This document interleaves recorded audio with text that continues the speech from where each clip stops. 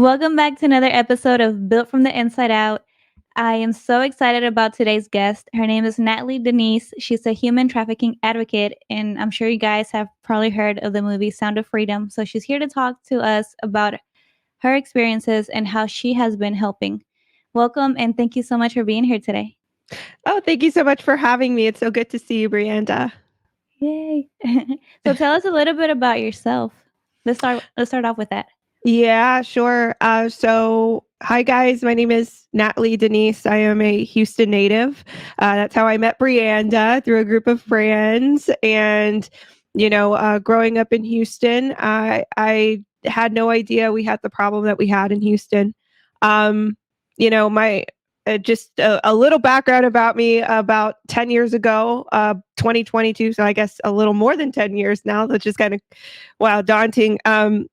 So for the past decade, I have been in the Ministry of Outreach and Human Trafficking, in the human trafficking industry. I guess we can say the Ministry of Helping Survivors and Aftercare. And my journey really began in 2012, where I just first learned about human trafficking and what it actually was. And I learned through a few Christian girls. It's always the Christian girls that are like at the forefront of this fight, I see. And some Christian girls were basically participating in what's called the End It movement and the A21 movement, and they were actually campaigning for this through Lakewood. So Lakewood is like a huge church in Houston, for those that don't know.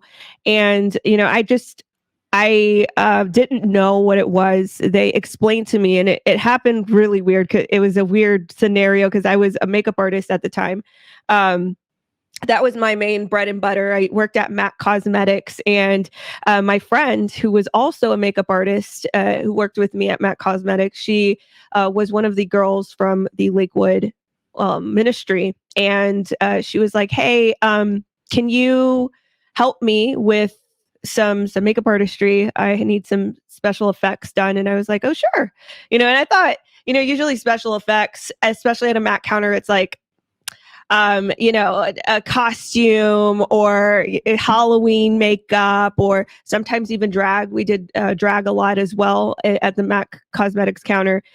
And so I was very versatile in my skill set. And then she was like, well, these kind of effects, I need you to do some sort of domestic abuse kind of effect. And I was like, whoa, right? It was like bruises and like black eyes and stuff like that. And I was like, what is this? Right. Of course it was like a shoot. So I knew it was like all fake, but I was like, what are you guys doing this for? Like, what are you bringing awareness? And initially I thought it was like, is this domestic abuse awareness or something? She said, no, she said yes and no. It's actually for human trafficking awareness. And I was like, oh, well, what is human trafficking? So it was there on the shoot set that I learned what human trafficking was. It's just crazy because, like, how does that happen, right? You're in this what doesn't seem a relevant part of your life, where you're like a makeup artist, and then you learn about trafficking there. So I learned about it. And from there, I was like, oh my gosh, I had no idea that this happened. And when think about the time you learned about human trafficking, you were probably shocked and appalled, and you wanted to learn more. And that's exactly how I was. I was like, oh my gosh, like I need to learn more. Like, what is this? And this opened up an opportunity for me to volunteer at a local safe house in Houston for rescued minors called Freedom Place. It's ran by Arrow Ministries, Arrow Family and Children Ministries. They're a really great group to support for those of you that are looking for somewhere to put your funds to. They actually rehabilitate, house rescued minors. So when I volunteered there, the interaction, imagine like you first learn about this, and then one of your first things to do is to go volunteer at a safe house where children were rescued out of that horrendous situation. and you interact with them. They look up to you. They have these like, just their children, and they should be thought of as pure. I mean, they should be remained as pure and innocent. And unfortunately, there are some sick and depraved people in this world that steal that away from them. And so, having that interaction, I was like, okay, I learned what human trafficking was. I am interacting with child survivors. There has to be more to be done or that I can do. So then I moved into Elijah Rising, which is another ministry here in Houston. And I would say they're very unique in their kind. They're wonderful in what they do. Back in the day, they had these outreaches, and I'm sure they still have it. I'm not sure how it's, how they're restarting it through COVID and all that, because COVID messed everything up. But at that time, I volunteered with Elijah Rising, and they did some really amazing stuff. Like, they would have every fourth Friday outreach where you could volunteer at your capacity. They had prayer ministry, so people could go and pray for that night for the people that were going out in the streets. There were brothel ministries where, Christian men would go into the Asian spa brothels, and they would basically, they would get into contact with the sex worker to pray for her and to offer resources if she ever needed that. So that was pretty neat. And then on top of that, there was Backpage ministry, where back in the day, Backpages was still up and running. I believe this was before it had to be before the seizure. They actually got seized by, I believe, the DOJ in, I believe, 2019. But before then, what they would do is they would call down the listing. So girls or women that were listed on Backpages, and there would be a group of Christian men that would call, and they would basically, same thing, pray for them and offer them resources if they needed it. So that was incredible. Now, what I volunteered with was the Elijah Rising Cantina outreach. And what a lot of people don't know is in Houston, there is a ship channel that then has these cantinas all over the place. And a lot of these cantinas, if not all of them, but a majority of these cantinas are brothels.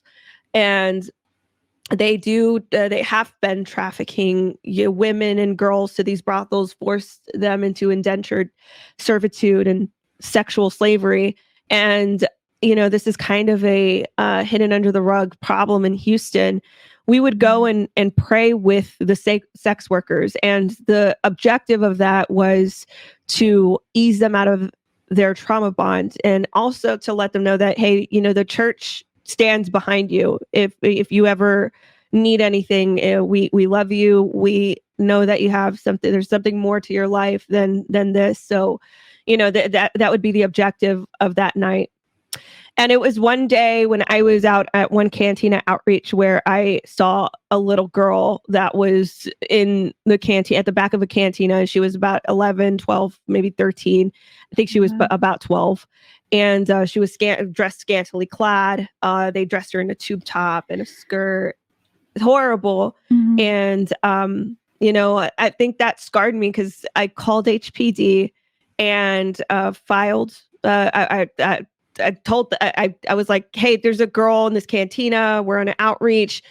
And they called me about a day or two later to try to, gain more of these details about the girl so they can go possibly look out for her, rescue her.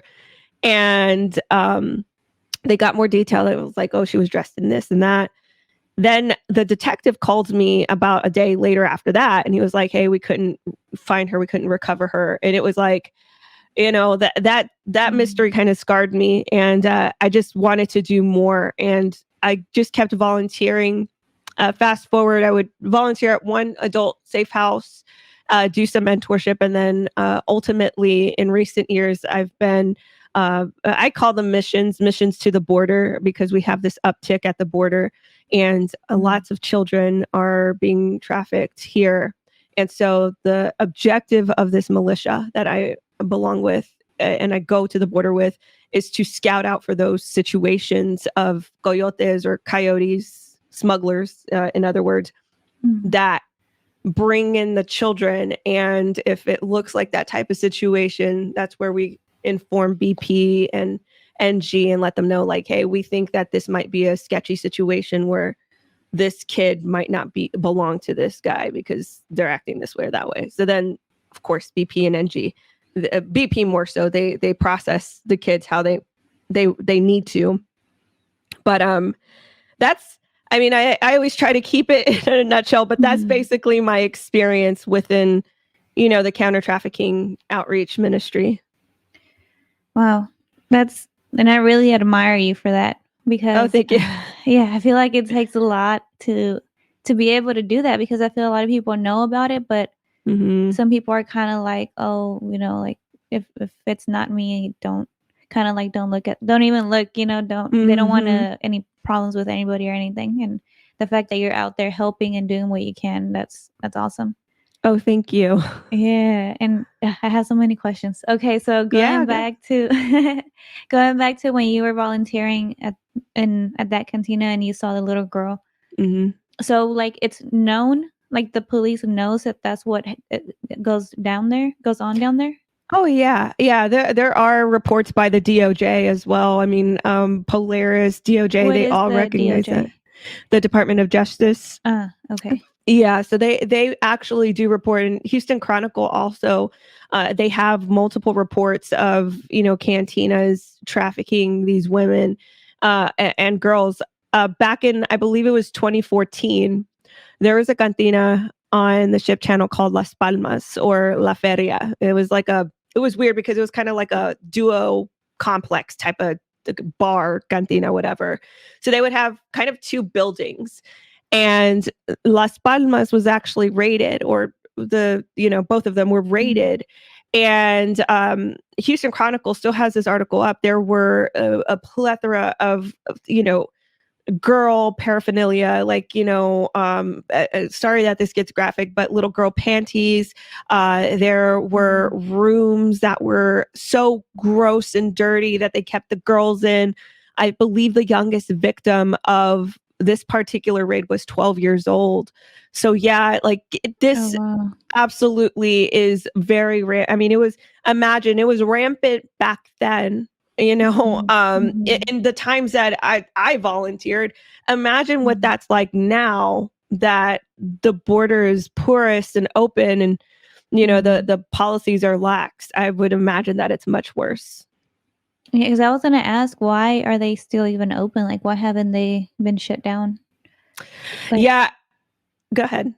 No, go ahead. Yeah, that's all I was gonna say. Just like, why, if the police knows, why don't they do something about it? Why is it never being done? Yeah, it's all the matter of commands going from the top down. For instance, the Homeland of Security, the top, his name is Alejandro Mayorkas, right? He is in charge. This is his job to, devise measures and strategies to prevent this from happening. But when he got questioned, I believe it was by Congress, when he had this congressional questioning, they were basically like, this is how dumb he plays. They were like, hey, what are these bracelets that are being found at the border, right? And we all have probably seen these bracelets. I'll kind of sidestep and explain this. When migrants come over, a lot of times they come over with colored bracelets, and they're kind of like highlighter color. And a lot of different color coding systems exist for these bracelets to identify which migrant has paid what, if they owe what, logistics. It's a very like grand scheme of keeping account of these migrants. And anybody who goes to the border knows what these are. Like, they're littered on the ground everywhere. And Alejandro Mayorkas, when he was questioned by Congress, he played like he didn't know what these bracelets were. And that was to me, that was like appalling. I was shocked and appalled that someone would even play dumb and not know that they didn't know what these bracelets were. So that's just to give you an idea of how, what I would suspect, corrupt our system actually is. Yeah, makes sense, because Houston is like one of the top cities, right, for yes, trafficking. It's one of the top hubs in the entire world. for trafficking. And you have to That's so think about crazy. it this way. We have the like I mentioned, the ship channel, which we get exports, imports through, right? So Mhm. if you can export a product and import a product, you can import human beings. Mhm. That type of lax system, we're not exactly at the border, but we're pretty close to it. We're like a 5 to 6 hour drive from the border. Mhm. So, we have a lot of different types of traffic coming through our city in Houston. Mhm. Yeah, I know I heard about it first maybe like 8 years ago. Yeah, about Hmm. 8 years ago that, it was when, like, when I started modeling and doing all those things, and people were Hmm. like, "Hey, be really careful, like, Houston's, like, probably the number 1 in trafficking." Hmm. So and it's like and now it's I'm like, "Why is it still happening? Why have" like, Yeah, it's frustrating, but then also, like, I guess not a lot of people do anything about it either. Like, I can sit here and say, like, "Oh, it's frustrating, why is this happening?" But honestly, like, I can say, like, I haven't really done anything either, and we'll talk about how myself and then other people listening can help sure. or what they can do. Yeah. Yeah, it's Mhm. it's really crazy because, this is essentially an ancient dark art. I mean, Mhm. even in the Bible, it talks about, human exploitation and how, it does disturb God's heart. But even with modern technologies, you would think, and with modern, governing, that we would have a solution by now. But I think the simple answer to that is it's never been a priority.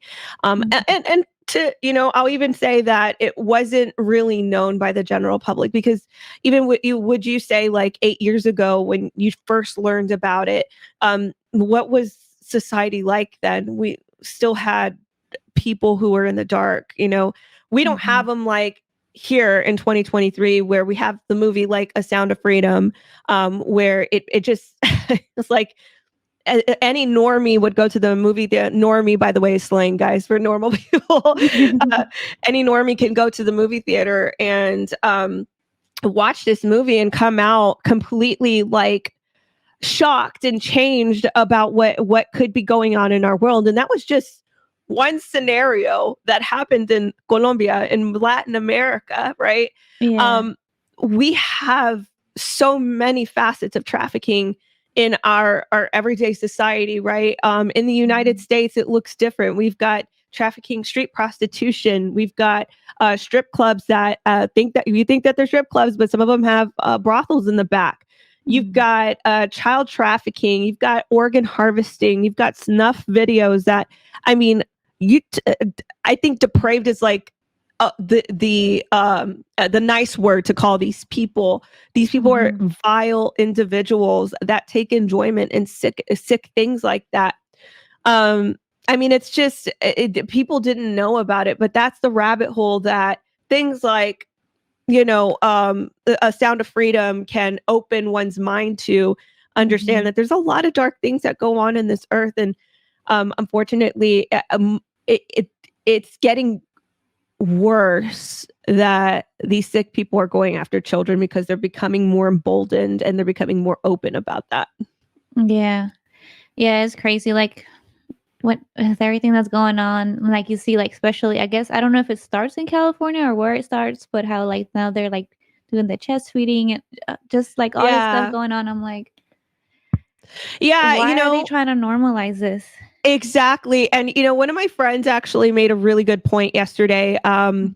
He said, they're already trying to kind of erase women a little bit, like, Mhm. and Yeah. this isn't real. If anybody thinks this is a political issue, it's not a political issue. This is a humanitarian issue. Yeah. Literally, if you are trying to erase the word woman and give us things like cis woman and stuff like that, like, essentially it is trying to erase women. So it's moving, the point I'm trying to make is it's moving from this agenda, from erasing women and effeminizing men, Mhm. to now normalizing the sexualization of children. And you have the mainstream media outlets now that are making this normal, like, oh, you bigots, like, we're just trying to put these kids in front of naked people so they could understand. It's like, this is crazy gaslighting that the media is Yeah. doing to expose children in places that they should never be in. Okay. Mhm. Like, they should never be in adult bars or adult places, seeing Yeah. adult things like schlongs and thongs at parades. They need to remain innocent. Like, and there's so much Yeah. science behind that, right? It's like, Yeah. these are the most developmental times in a child's brain when they're so young and they're so impressionable. And to Mhm. normalize these things, like, the sexualization nature of what they're trying to do. Mhm. Can you imagine, like, by the time they get to a certain age, like a tween, what they're susceptible to and what they're gonna think in their head is normal? Like, Mhm. this is why it's so crazy. And you have, Yeah. sorry, I know this is a long-winded answer, but you have publications like Teen Vogue, for instance. Teen Vogue back in, I think it was like 2018 or 2019, they published an article. This is Teen Vogue, target audience like 11 to 17. Sex work is real work. Like, Teen Vogue wrote this. So it's like there is an avid agenda out for the Mhm. kids and for the young teens, and they're becoming more brazen about it. Yeah. Yeah, like, I've seen some people post how, like, they're I guess it started with the woman, I guess, 'cause the man usually listens to the woman, and then, Mhm. the woman will attack the man, and then the man will get weak, and then their target is actually children, so that's how they had to do it. They had to come in through the woman and then the man, and then eventually they'll get to the child. And I Right. was listening to a psychologist, and she was saying how, like, they've been having this agenda with the kids, and she was like, "It starts with porn," like, a lot of it, not all of it, right? But Right. she was like, and then you men and women no longer does it for you, so then you go on to gay porn, and then that no longer does it for you, and then you jump into child porn, and I was Yeah. like, "That's so crazy." I'm so glad you mentioned that, because that is essentially the neural pathways that these sick people build for themselves, right? They're always trying to Mhm. push the bar. There's actually like a neurological science to it, that your neural Mhm. pathways, when you like, let's say you like to do, like, let's say you like to go bungee jumping, that's what, like, gives you dopamine, or you like to go to the movies, that's what makes you happy. Mhm. You like to go on a bike ride, or you like to run or exercise, like, your dopamine gets hit that way. Well, Mhm. the way that people watch, porn, for instance, and this is like a normal guy watches porn, he's building neural pathways, which are like little paths where your neurons, your brain, like their brain nerves, they signal dopamine. This makes me happy. This makes me happy. This makes me happy. So you're creating and solidifying these neural pathways of, this is what makes me happy. So once Mhm. that's solidified, then you're like, okay, how do I heighten that? How do I become more Mhm. happy? Or, in lack for better terms of making your brain happy, how do you make your brain happy? So then that's Mhm. where you see where the guy will search for racier titles in porn, like, again, like, teen something, blah, blah, blah. And then it just raises the bar more and more and more. And then that's where, they will then Yeah, venture into child sexual abuse material. that's so crazy, and, like, to think that so many people are not aware of this, and even if you tell them, they're like, "Nah, nah," like, they don't wanna believe it, and it's like, just because maybe you wouldn't do it, or you don't think Mm, that's something you would do, doesn't mean that there's people out there, like, doing this, and, like, they understand the psychology of it, and they're right. using that against humans.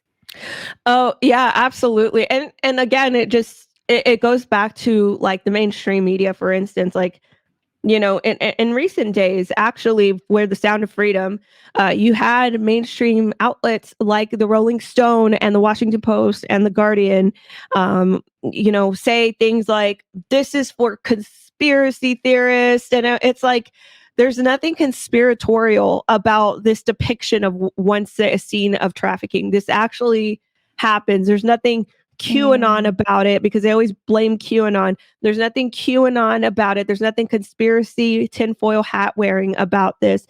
This is In fact, what the theater showcased about that one child, that one scenario that Tim Ballard, had depicting one of his rescues, one of his Mhm. first rescues, that's actually a pretty depiction of what children actually go through. Okay, like Yeah. there are so many horrors that I'm unaware of, or that you are unaware of, or the general public, because these things happen underground. Why do we all think that there's a black market, right? Why do we all think that Mhm. there is a dark web? Because these things happen. They have to happen in secret because of how heinous these acts are against children. But you have mainstream media outlets downplay it and say, like, oh, this is just conspiratorial. And that's how Mhm. they keep a certain amount of people, from knowing exactly what it is. And I've even seen recently, there have been like people are alleging that some theaters, even they say that they're sold out, but when they go Mhm. to the theater it's not actually sold out. That's something that I'm learning. I'm like, I that's really crazy that this is happening, if it is indeed true that these theaters are somehow selling their tickets but they're not allowing people to go see it. Maybe Yeah. it's a scheme, I don't know, but yeah, there is an attempt to shut the people in the public out from knowing what's going on. Episode was brought to you by BCN Supplements, our all natural supplement company. First off, we have our hydrolyzed collagen. This is a 4-in-1. It comes with vitamin C for better absorption, hyaluronic acid, and biotin. So, this is good for your skin, your hair, your nails, and your joints. And this is for both men and women. Next up, we have our immunity, which is a 7-in-1 vitamin. It has vitamin C, vitamin D, zinc, echinacea, elderberry, black pepper, and garlic bulb. So this will give your immune system that extra boost. And lastly, we have our natural pre-workout. It does have 325 milligrams of natural caffeine from green tea. It is sweetened with stevia, and its purpose is energy, focus, and endurance. And for our listeners, we do have a discount code. If you visit our website, www.bcnsupps.com, you can use code BUILT, BUILT, for 10% off. Thank you so much for listening. Yeah, for sure. Well, talking about the Sound of Freedom, I didn't know if I wanted to see it just because I didn't know how it was gonna Hmm. be, and, certain things that I'm like, I don't wanna see that. But they did a really good job, like you said, of not showing a Yeah. lot of stuff. They actually kept it really, really clean. And Right. as I sat, like, and I was just like, I felt like I was like very tense, just sitting there, Hmm. just waiting for something to happen. And then slowly, like, I realized, okay, they're not going to show anything like that. And then after a while, I was like, oh yeah, I was like, because they wouldn't give that to pedophiles, like that's something that they could Right. enjoy watching. So obviously they don't want to do that. And I was like, okay. So after like it clicked, I was like, okay, I can relax. And I Yeah. think it was a really good movie. And like you said, I I feel like a lot of things have to go mainstream, and that's what they were trying to keep it from doing. They don't want that topic to be mainstream because then you have people talking about it. What can we do? Blah blah blah. And which is what I feel like is going to make a lot of people do. Hmm. But I lost my train of thought where I was going with that. Oh, how it was mainstream. Like it usually takes something to go mainstream for people to actually start talking about it. Hmm. Otherwise, it's considered a conspiracy because why isn't it on the news or why isn't it, Right. you know? So Yes. yeah. Yeah, and I'm glad it is. I mean, and Mhm. and that even takes me to highlight that there is a big push on both sides, which is such a weird thing that people are trying to take the movie down. Like, Yeah. the left, of course, like we mentioned, the mainstream media is already on the side of taking it down Mhm. and slandering this entire movement. And then there are actual conspiracy theorists on the right side, which I believe personally that they're infiltrators trying to Mhm. discredit the movie, who are saying these crazy things like they're trying to RFID kids, and this is trying to scare parents into tracking their kids by chip, and Mhm. the craziest things. And I'm like, this is one of the first movies Yeah. ever produced about this particular subject. Okay, the Mhm. last movie that we saw that had this type of subject was Taken, Mhm. which was, I believe, it was like in the early thousands, right? But Yeah. and it doesn't make it even better because the girl portrayed in the movie is a teen, right? She's still a minor, but this thing is very illustrative that there are sick pedophiles out there that go after children, and this is how some of these networks operate. Some of them, right? Yeah. So it's interesting that there is a force out there trying to take this movie down when it is one of the most effective movies, in my personal opinion, in my experience as a volunteer and my experience within the industry. To me, it's a very important movie for people to see, to first understand just like a scenario of trafficking. Like I said, this is just one. Yeah, no, and I agree with you.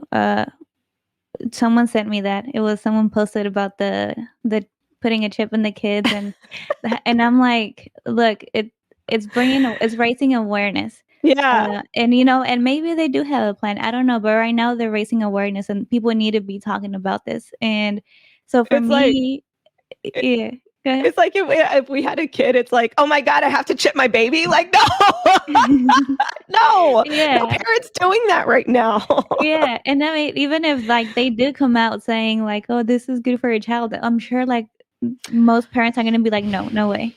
Yeah, absolutely. I agree with you. It's like, and it goes back to this. It's the same argument as, Christians know about with, the end times and taking the mark of the beast. It's like, obviously, as if you're a Christian, you're going to deny the mark, even if whatever that cost is, you're going to deny the mark. So I don't know why where this came from. I mean, obviously that is a prophecy that will happen, but why would you fear trying to get the fear is trying to get convinced to RFID chip your baby because you're scared that they're going to get trafficked. It's the weirdest, wildest conspiracy I saw, but here we are. This is 2023 is weird. Yeah. No, but and I feel like so the person who sent me that, I was like, well, I was like, even if that is, we know, same with guns, like they'll have a Right. shooting and then people will say it's because they're trying to ban guns, and Exactly. like even if it is that, like, so it's gonna open someone's eyes. Like whenever the whole George Floyd happened, the whole thing with George Floyd, I was unaware of, I was oblivious to everything basically. And when that happened, that's when I started questioning things, because it was very weird to me that they were making such a big deal about this one thing. Right. So I was like, why? So then I started questioning things. I went down the rabbit hole, and then like I felt like my eyes were open. So Right. this movie is gonna do the same thing for somebody out there. It's gonna, yeah. Absolutely. I believe so, because again, there's just there's such a lack of education out there. If people are not actively seeking out like the basis education seminars or aftercare to learn about it, like a lot of people just don't know. And I think that's where a lot will change, because I can tell you, like within the anti-trafficking world, I've been speaking to people and connecting with them, because it is going. We've been talking about, that's the whole thing about my organization is alliancing. We have to hold hands together, say, okay, what are we all going to do? How do we all identify these needs? Because that's really what needs to happen. We need to have like a sort of centralization of, all these needs of the the ministries and the organizations that help the survivors. I wanted to ask you a little bit more about what you've been doing going down to the border. How is it? Sure. And then also, how do you take care of your mental health? Because I'm sure is not easy either. Yeah. So, I go down to the border with a militia by the name of Patriots for America militia. I go down just like them. I go in body armor. I go in combat boots. The coyotes and the cartels are at the border, so you just never know what the heck's going to happen. And So, sorry, so I'm trying to That's understand. okay. So, you guys just like randomly show up at the border? Do you have someone who like scouts, like just how does it work? Yeah. Yeah, so we do have a militia president. His name is Okay. Samuel Hall. He's been leading Patriots for America for a few years now, and he calls the shots. He basically says like when we're going down to the border, it's at random months, right? Okay. And the entire the entire objective of that is to go out there to the border and to scout for those scenarios of children coming over. So let's just say, and we've actually seen this scenario, for instance, there was a group that crossed over. And this is just an example of what we're looking for. A group crossed over, and it's a mixed, diverse cross-generational group, right? We got old, we got young, we got mid, aged people, and then there's children. Well, this one group of children came over, and there was a sister who was 12 years old and her sister that was 5, and they were by themselves. And in that scenario, it's like, you question them in Spanish, like, what is how did you come here, right? Are you by yourself? Where's your mom? Where's your dad? And they'll answer and they'll say things like, oh, we came here by ourselves. Oh, where'd you come from? Honduras. Okay. Who helped you get over here? Nobody. We came by ourselves. I was like, oh, really? So it's like you go down the line of questioning, like, that. I don't know if that sounds right. Like, that doesn't sound right to me. So when you I talk to them and identify, this is just one scenario, and then it's like, that story doesn't really make sense to me. Then you can go to the BP and say, hey, like this group of girls right here, they say they came over by themselves, and then there happened to be like a woman, because a lot of the bad actors are women as well. It's not just men. It's not just coyotes that are men. There are women that pose as like maternal figures. And she was scolding at me when I was questioning this girl. So what is that scenario when we pull it all together? What does that look like? If she doesn't, she looks like a stranger, she doesn't want me talking to the girls. It's like, okay, well, there's something a little, like, it just feels funny. I don't know exactly what this is, but it feels funny. So then we'll report to BP and say, hey, we think that these kids are in a not a good scenario, or that they shouldn't be processed with that guy, for instance. And then BP will make that assessment. And if they'll either take our advice or not, because it's really up to BP. And sometimes they will separate the child and process them away, separate from the adult that they came with. So that's why we go down to the border. Yeah, it's at random times, but that's the objective. Okay. So I'm very oblivious to how everything works. So I want to learn, and whoever's listening who also doesn't know. So when they so they come over. Are they walking? Are they like on a boat? Are they? Yeah, so they're always either trudging through the water, coming on the shoulders of an adult, or floating on like a little boat or makeshift raft. They come in. It's always through the water, and on foot. And there's somebody there, like, hey, you can't do this. Go you back. You would think so. So I've been, like, for instance, there's this place called Roma, Texas. That's another breach point in Houston. In Texas. It's in the southernmost part of Texas. And I remember there were breach points in Roma where the actual cartel would come over on a boat raft, like an inflatable boat raft, and they would crazy, like how organized they are in, getting the people over. What's your number? Count your number. 1, 2, 3, 4, 5. And the migrants would say, 2, 3, 4, 5, 6. And they would count themselves, right? So it's like an excursion. Like, they would count them, and then they would bring him. The cartel member would bring them all in the boat. He would do the trudging, the walking through the water, bring them through the boat. And then National Guard at one breach point was right there, and they literally just help the people up and get them across. I mean, like, they're already across on our land, but they're like, okay, there's BP's up there, right? It's like they're just ushers. It's crazy. It's crazy. Yeah, that's how unsecure it is. Wow. It just blows my mind. So and then they come here, and then where do they go? So they come here, and then they get filed into BP processing. So BP processing, they'll take them to a center, and basically they'll, that's where they will get their paperwork done or whatever. Like, that part's a little bit shady. Like, not a lot of people know what exactly entails with their processing. And that's what a lot of Americans have problems with, because it's like, when it comes to the children as well, it's like there's no transparency. And that's why you're seeing outcomes like 85,000 children going missing. That's why you see outcomes of the HHS, which is the the Health and Human Services Department. They have an office called the Office of Refugee Resettlement. That is the office that is responsible of basically allocating the migrants to their places, right? But especially the minors. So the Office of Refugee Resettlement are the people, is the department that is responsible for identifying sponsors.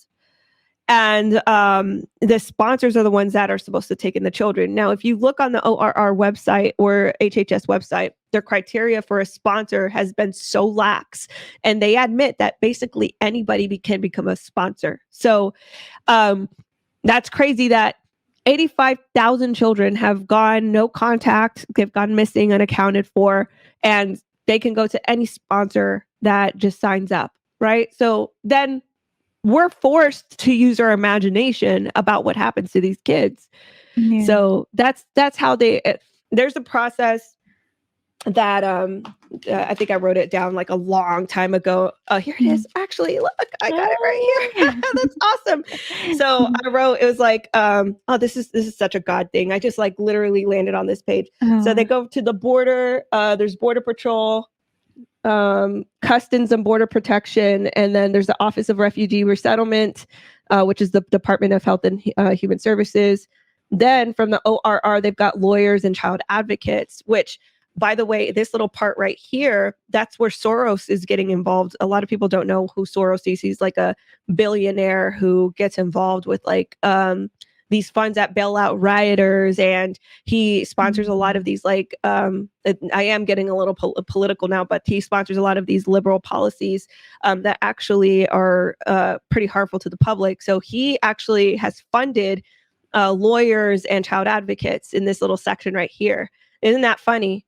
And so it goes from that to sponsors, which can be unrelated sponsors, parents, legal guardians, immediate relatives, or distant relatives, or like I began, unrelated sponsors. So basically anybody can be. So then the kid goes down to the sponsor. Then what's supposed to happen is that the HHS ORR department is supposed to do what's called a post-service release check. A post-service release check is when they call the child or the sponsor. They're supposed to call the sponsor to find out, hey, how's the kid? Are they in school? Do they need anything? Axios, which is a news outlet, they did a FOIA request back in 2021, the fall of 2021, asking this department that I just pointed out, asking them, hey, can we know how many post-service releases you have actually completed with the children? And the HHS came back with a result of only, I believe, it was like 1/3 at that time. But I personally believe, this is my personal opinion, I believe it's way more than that. I think it's like at least 2/3 of these children could not be contacted back in 2021. So we had some inkling, some context clues that this was going to happen.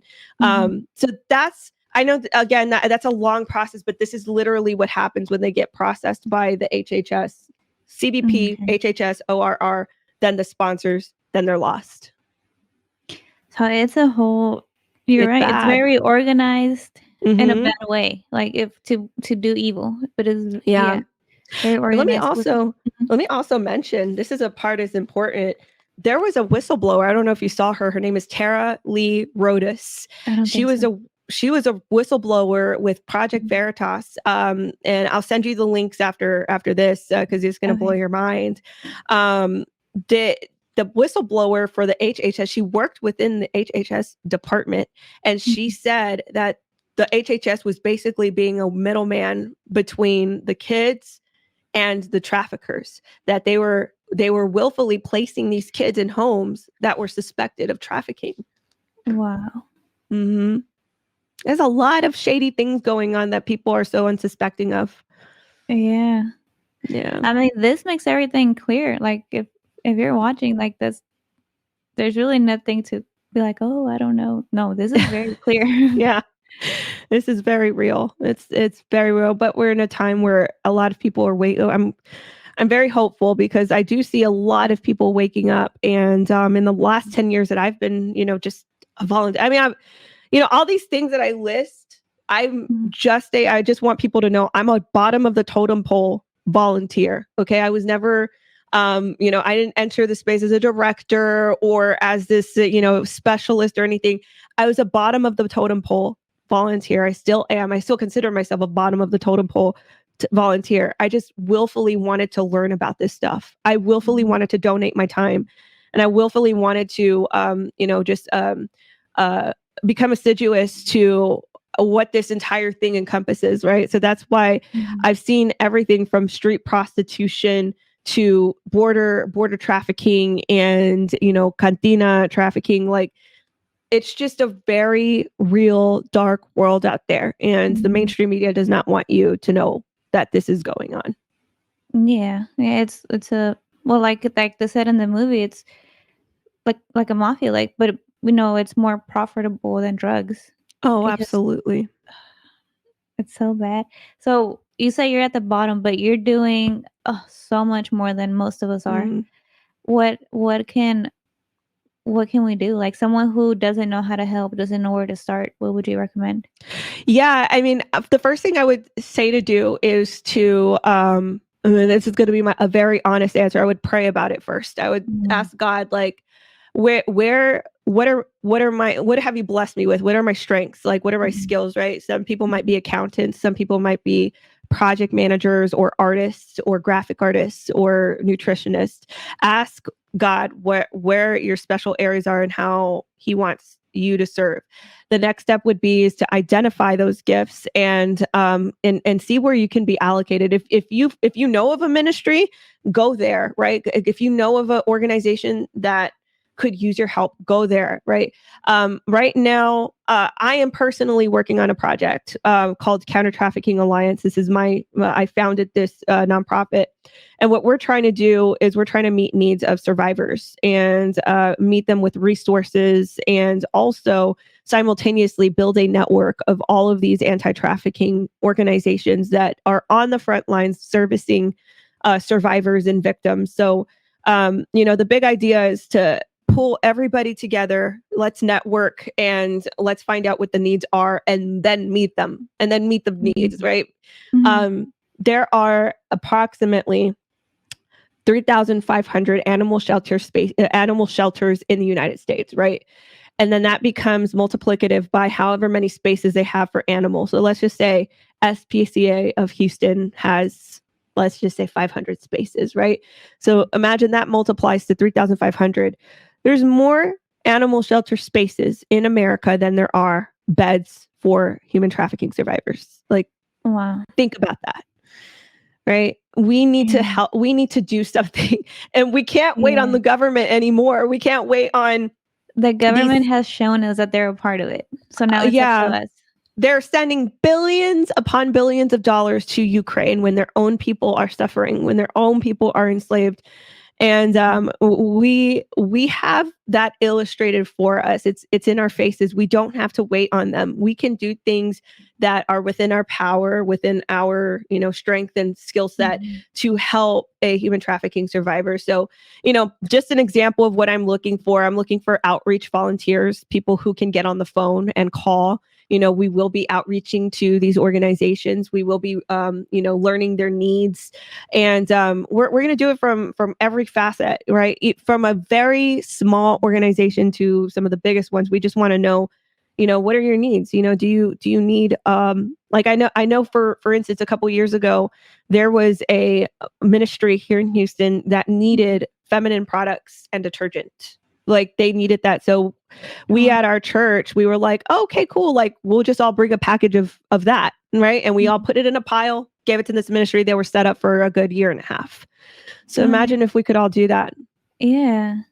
So it's called Counter Trafficking Alliance. And Yes. I went on the Instagram. So now I'm on the website.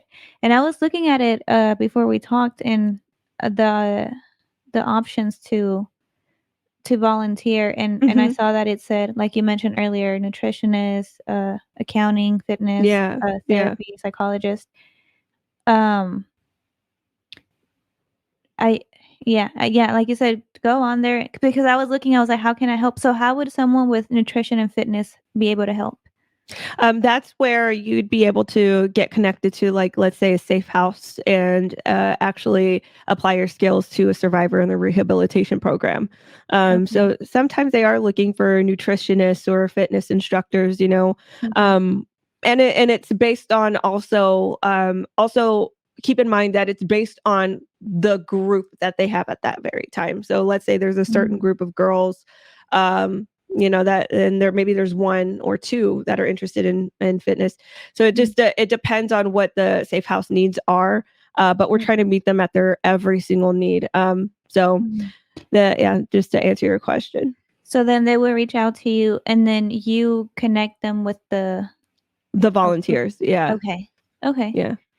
Yeah, I was also seeing that you have therapy on there and I've been ever since I went to college back in 2009. I wanted to Mhm. do psychology Mhm. and actually get licensed to do therapy, but Mhm. I've always been scared of this was before I knew about human trafficking. I was like, I'm scared that a little girl is gonna come and tell me that her dad or her uncle or someone's doing something to her.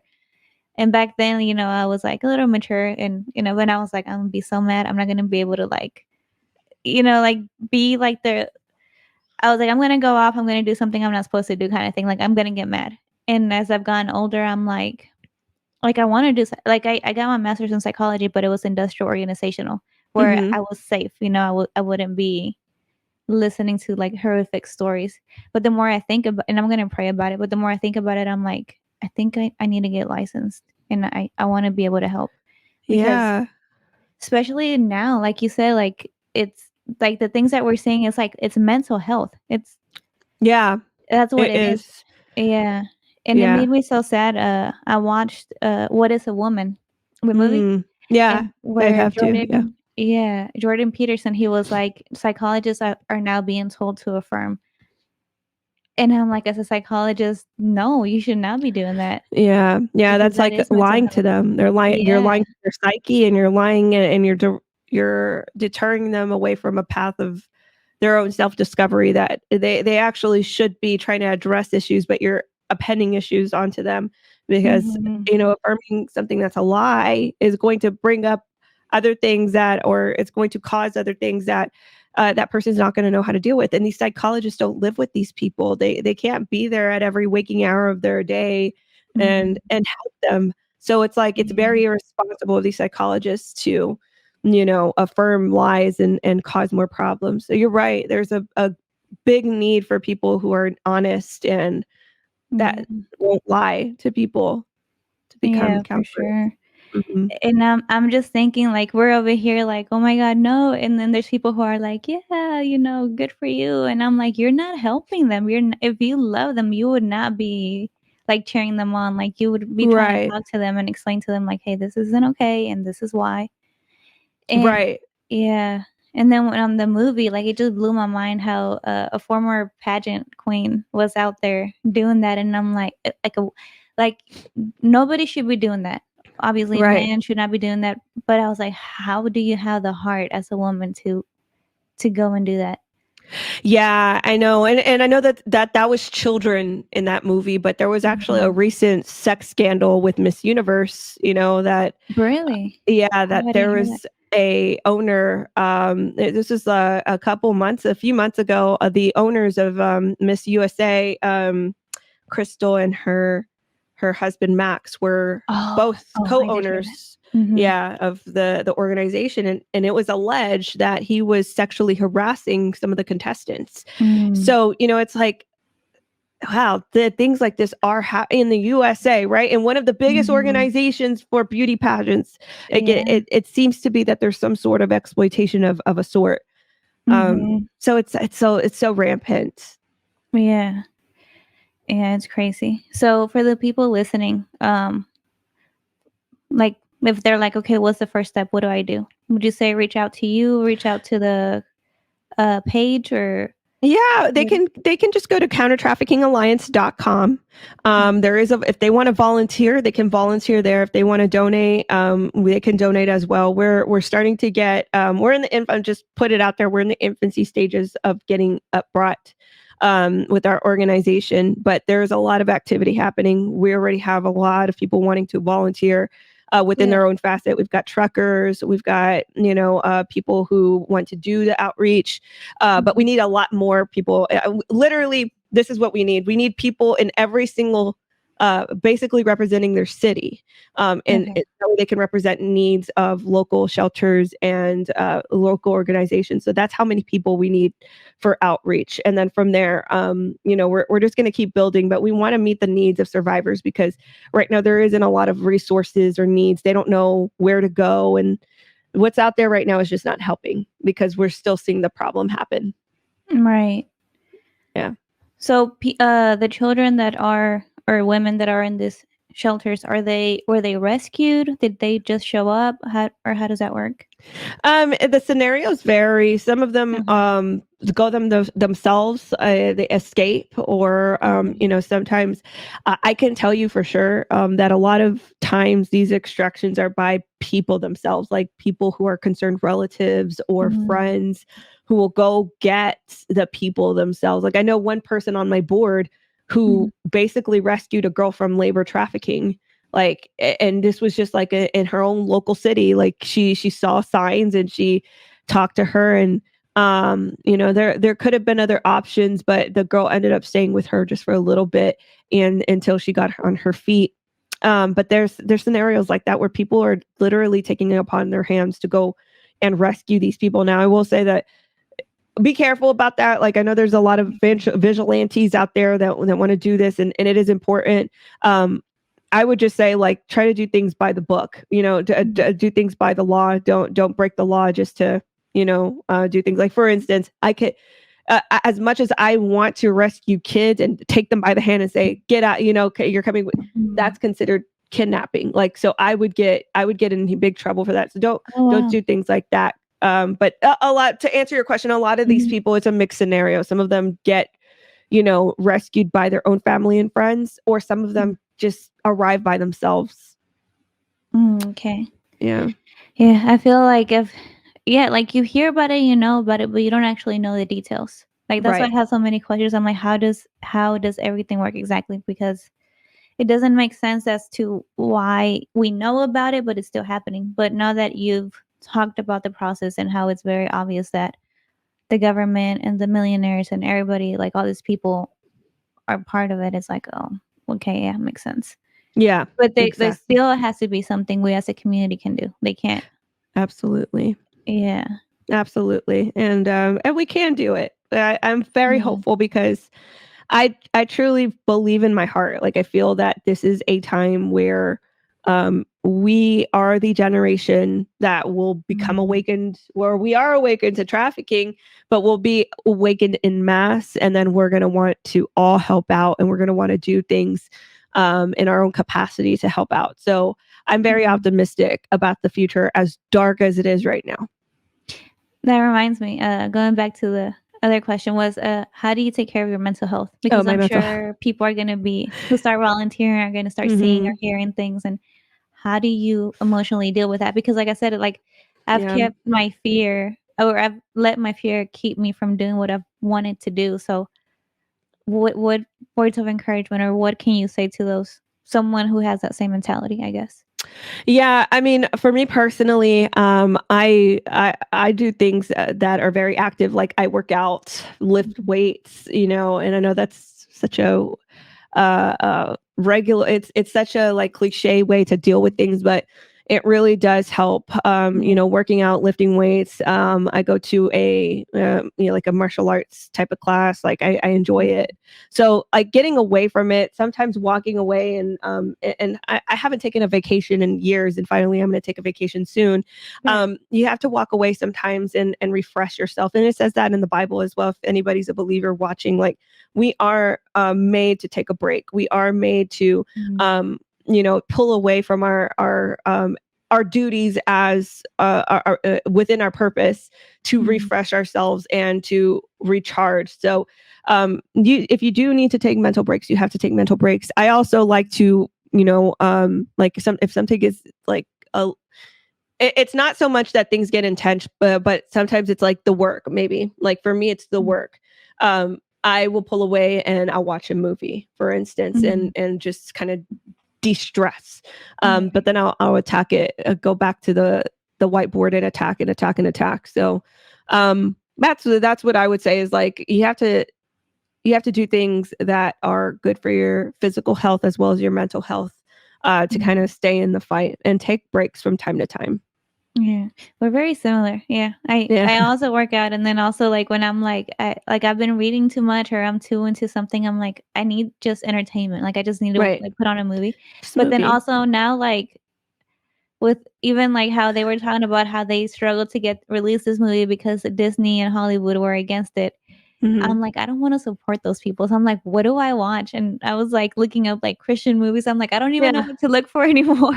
Yeah. I mean, or I'll learn about something like and then there's another like this is just a little fun mention, but like one of my recent hobbies is collecting vintage makeup. Like so, like I'll pull away, and I'm a makeup artist by heart, so I like to look for all the vintage makeup on eBay and like, oh, what year is this from? Like so, finding little hobbies and honest ways to take care of your mental health and your physical health. Like all those things really matter. Like produce healthy dopamine levels, of what can make you happy. Take a break, go for a walk.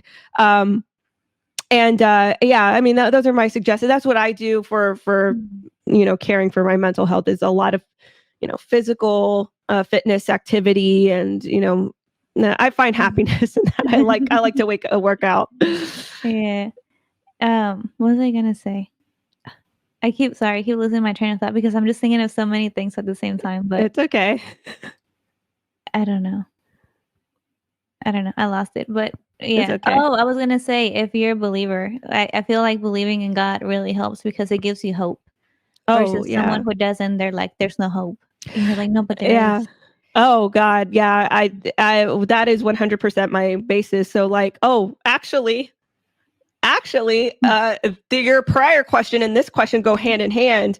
Recently, what I started doing is waking up super early in the morning and reading my Bible and praying. Like that's what I do. And honestly, alongside, I don't know how sorry, God, I don't know how I could forget that, but that is like one of the things that refreshes me day by day, because it's like I truly believe what the Bible says. Like I truly believe in Scripture and every single word that comes out of it, and standing through it. I journal. Oh, that's another thing, journaling. This is what I fear. This is what I'm worried about, or I'm really grateful for this. Write my praises and stuff. But then writing scripture down, like, oh, this is the other day I was looking at Isaiah 41:8-16, which is a really great scripture about God, like ensuring that, listen, I have chosen you. I haven't rejected you. I'm going to help you. I'm going to uphold you. All of your enemies that come against you, that wage war on you, like you don't even think about them because they're going to be gone. Like I'm going to take care of it.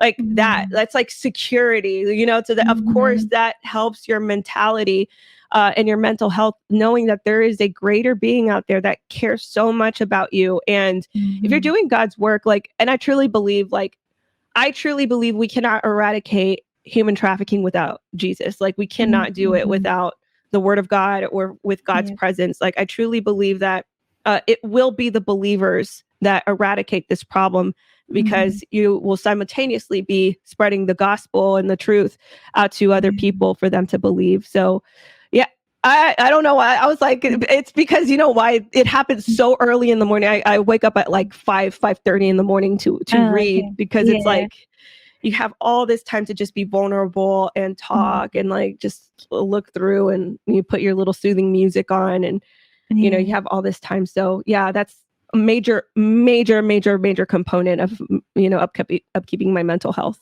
is reading my Bible and praying. Yeah, I like to start my day. I need to start reading the Bible more. I started doing it with my husband at night. Well, like we Mhm. started reading Proverbs because I love Proverbs, my Uh-huh. favorite book. I love But it. Mhm. yeah, but when it comes to hope, my mom gave me a pan de vida. I don't know if you've heard of Mhm. those, where it's like the Mhm. little you pull out the little verse, Uh-huh. and, and like sometimes like I'm going through something or I'm worried about something, I pull one out and it's like it gives you hope. And I'm Mhm. like, "Oh," I was like, "Yes." I was like, "Of course, there's a God out there taking care of me. Everything's gonna be okay." Uh-huh. And it just, like it changes my day, it changes my mentality, like, "Okay, I don't need to worry about this, it's gonna be okay." And Mhm. it's something as simple as that. Maybe someone who doesn't believe who's listening, they're like, "Oh, whatever," but it really I for me, it really makes a difference. Yeah. And the thing is, like, it's the big clause to all this is if you believe. If you Mm, believe, like, then these words are true. mhm, If you believe that God is there, if there yeah, is one mediator, one God, if you believe, if if you have faith, there's a lot of places in the Bible, like for instance in the book of James, where he's talking about counting it pure joy that you're going through these trials and tribulations because it builds character in you. Like mhm, this is not it sucks right now. It sucks that whatever people might be going through, whether it is family drama, relationships, finances, whatever it is, right? mhm, Count it pure joy because this is a process that God is allowing you to go through. So that way mhm, you're building yourself, you're building character and character and character and character. So that way you're perfecting and molding into the place He wants you to be. mhm, And it's you can see things like this happen in the book of Genesis, where Joseph went through a hard time, right? He got betrayed mhm, by his brothers, he got thrown in prison. yeah, He was falsely accused of rape, and mhm, then at the end of the day, all of that affliction that he went through, he ended up coming at the top. Like he was like yeah, the second in line of an official. He was like a ruler, and he was yeah, like put in charge. He was like the head project manager of this entire thing. And it's like, God mhm, allows you not that's what my tattoo is. It's Proverbs 17:3, the crucible for silver, but the furnace for gold, but the Lord tests the heart. God mhm, allows you to go through these fiery trials that hurt, that are mhm, uncomfortable, and that will absolutely test your faith. And that's exactly what it is. But stick mhm. through it. Keep with it. Don't quit. Don't quit. Don't leave the faith. Stay with it because God has something for everybody. And that's like the biggest promise that I write on. It's like, I know that God has me. I know that God has me in this fight for whatever reason.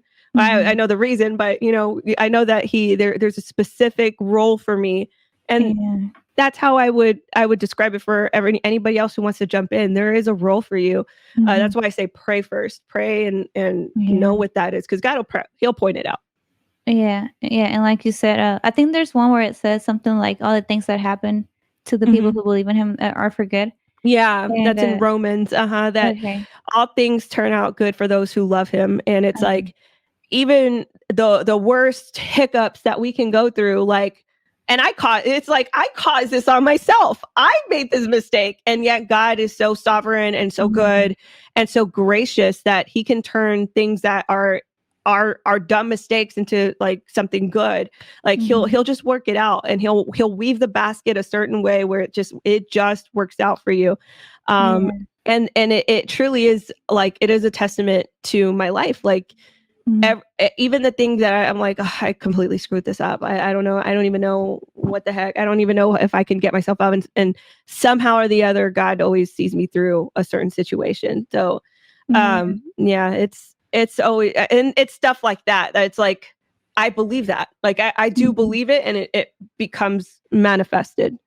Yeah. Yeah, and then also, on the podcast that I not the one that I recently posted, but the one before that with Charlie Mike, they were talking about the journey and how important the journey is, and it's something that I've heard a lot, and I'm like, "Yeah, yeah, the journey is very important." But then when I was posting the clip of that, little section of the podcast, I don't know why, but, like, it hit me. I was like, "You don't become the person when you reach the goal." I'm like, "You become that person in the process." Yeah, exactly. And I'm like, "Why hadn't it, like," and, like, it's like I knew it, but it just, like, hit me as I was, like, making that post. I was like, you go through stuff and you're supposed to enjoy the journey because that's when you become that person. It's not when you finally reach your goal, now you're that Hmm. person. You become that person. Yeah. And you want to become that person before you get to the goal, because Right. some people, and I'm sure you have a lot of examples of this, where people get too big for their britches. Like they Mhm. shoot up, or they Mhm. become mega successful, and their head is too big for their success. And, Mhm. they make dumb mistakes, and they have these big egos and all these things. The thing is, like, I'm glad that I had a very humbling process. Like, God humbled me Mhm. through a lot of affliction and trials and things like this.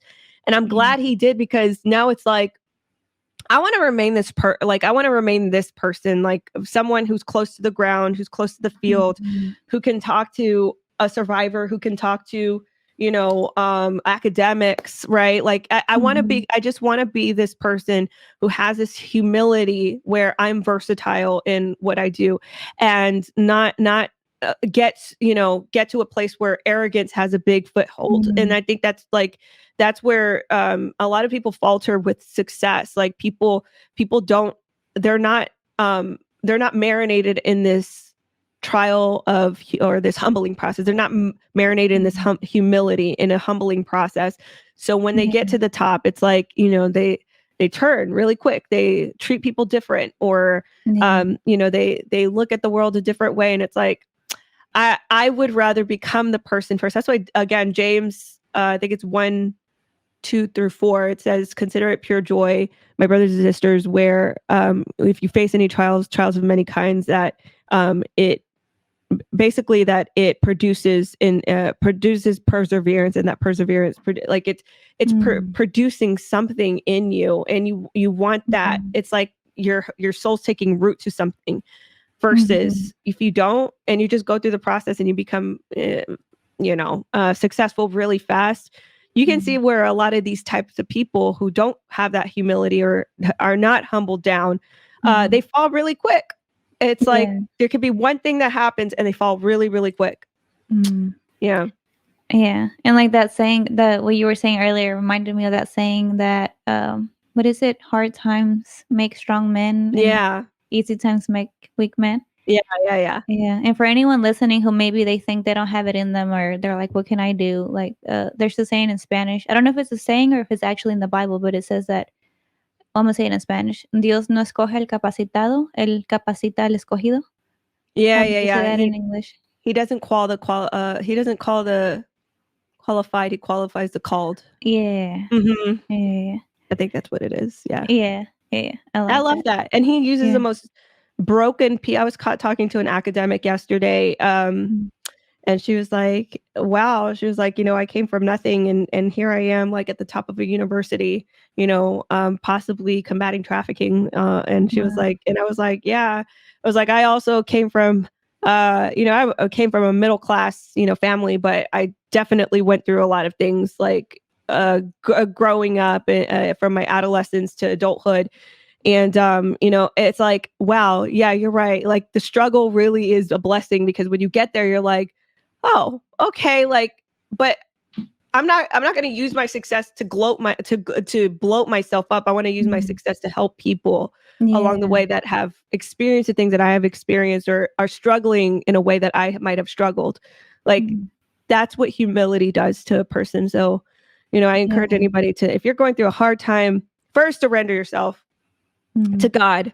And that's the first step, like, because you can't do it. You can't get out of it by yourself. The second Mhm. step is to um, ask God to walk with you through your trial. I mean, you want to go through it. Like, that 100% legitimate. You want to go through that trial. Mm. And God will help you through it. He will walk you through it. But the beauty of it is that there's going to be an end of that trial, and God's going to bring you to a beautiful place. Mhm. But you have to go through it. You have to go through those Yeah. hard times. Yeah. No, well, thank you so much for coming on here and talking to Yeah, me, and thank you for everything you're doing. You're absolutely. definitely inspiring and motivating people. Absolutely. Thank you Mm. for having me. It was such a joy to come on here. So thank you for spreading the cause. It's very important. Yeah, no, and I'll be getting in touch with you to see how I can help as well. Get Okay, my husband absolutely. involved. I always drag him with me with all the things I do. That's good. We need a lot more men in the anti-trafficking space.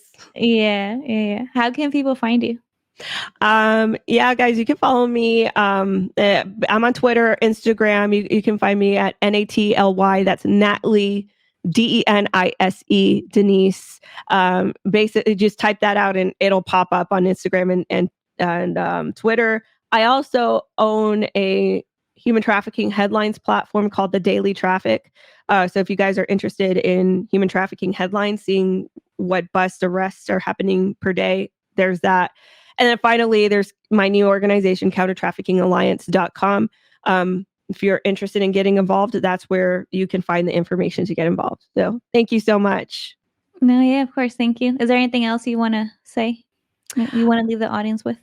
I'll only just stay encouraged, guys. I know it looks really dark out there and that there's no hope, but there's a lot of hope. And, a lot of people are waking up to the dark world and the dark problem and the corruption. And I definitely have hope. God has a plan to, he wants to fulfill his plans on this earth. He wants more people to be saved. So, that's what gets me motivated. Motivate yourself with God and, just surrender yourself. That's all I have to say. I love it. All right. Thank you so much. And thank you guys for listening. If you guys liked it, make sure you subscribe, like, share, please share with someone. Reach out, follow Natalie. And I keep wanting to call you Natalie, but it's Natalie. Okay. People call me both. Go follow her. See how you can get involved in your community. I know, like she said, it looks dark, but there's something we can do. Yes. Thank you, guys. We'll see you on the next one. Alrighty. Bye-bye. Bye. Thank you for tuning in to Built from the Inside Out. If you enjoyed this episode, don't keep it to yourself. Share it with someone who could benefit from it. Remember to subscribe to our podcast to stay connected. And here's a special treat for our loyal listeners. Use code BUILT at www.bcnsubs.com for a 10% discount on your next order of BCN supplements. Thank you for being part of our supportive community. We're glad you're here, and we hope you'll join us again in the next episode of Built from the Inside Out.